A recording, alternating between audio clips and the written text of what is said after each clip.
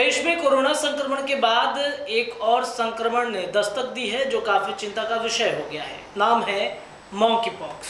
Monkey pox एक ऐसी बीमारी जिसके फैलने की शुरुआत भारत में केरल से हुई थी और धीरे धीरे अब पूरे देश में फैल रही है। बीते ही दिनों दिल्ली में एक केस मिला था मंकी पॉक्स का और उसके बाद आज बिहार में यानी कि मंकी पॉक्स अब बिहार में भी एंट्री कर चुका है। सतर्क रहने की बेहद ज़रूरत है। आज पीएमसीएच में एक संदिग्ध मरीज को पकड़ा गया है और उसके सैंपल को जांच करने के लिए भेजा गया है।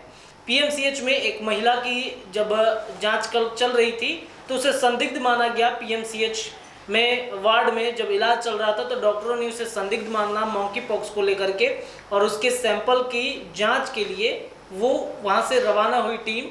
और बिहार में कहीं ना कहीं अगर वो सैंपल मंकी पॉक्स का आ जाता है तो बिहार में भी मंकी पॉक्स की एंट्री हो जाएगी।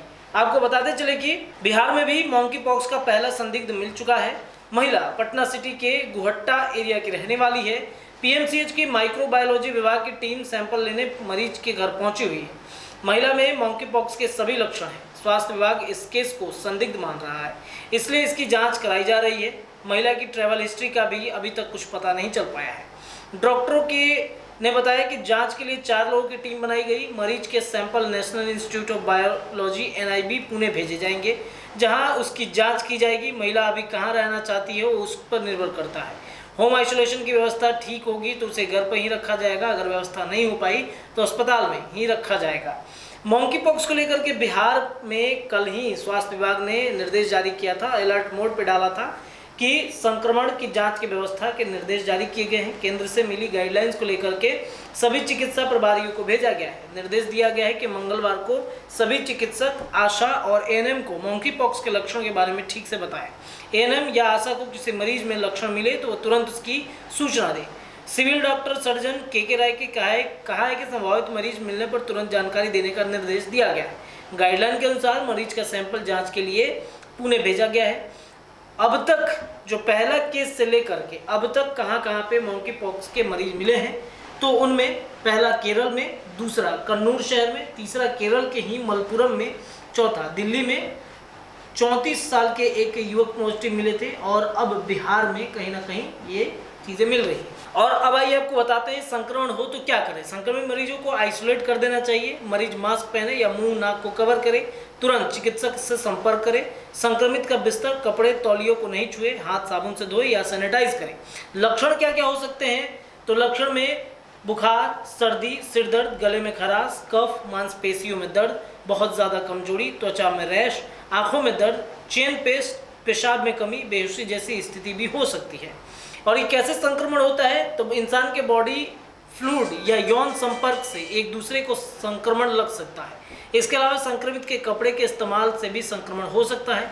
लंबे समय तक पीड़ित व्यक्ति के साथ रहने पर भी संक्रमण हो सकता है। मंकी पॉक्स बीमारी क्या है तो कई विशेषज्ञों का कहना है कि बीमारी मंकी पॉक्स वायरस से होती है। मंकी पॉक्स ऑर्थोपॉक्स वायरस परिवार का हिस्सा होता है।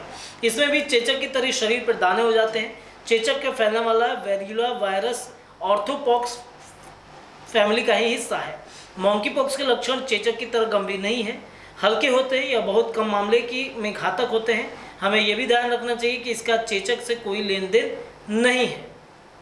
अब सवाल आता है कि क्या मंकी पॉक्स थूक, छींक, खून और स्पर्म से भी फैलता है। पहला, स्किन टू स्किन कांटेक्ट में आने से, मतलब जब भी कोई एक व्यक्ति संक्रमित व्यक्ति के संपर्क में आता है। दूसरा, बॉडी फ्लूइड के जरिए, मतलब ये संक्रमित व्यक्ति के शरीर से निकलने वाले थूक, छींक, पसीने आदि से बीमारी फैल सकती है।